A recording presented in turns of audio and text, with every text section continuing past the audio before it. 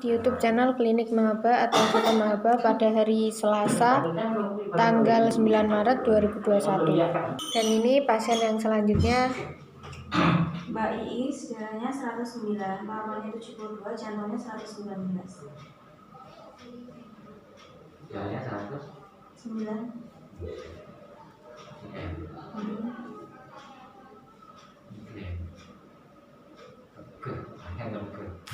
Terus tepegah, ngerti tepegah enggak?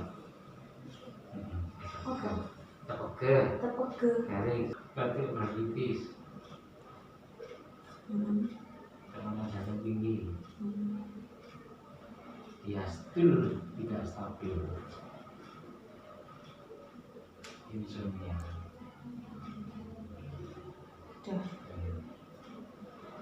dan sekarang direfleksi pada bagian kepala dan juga pada bagian saraf lensa.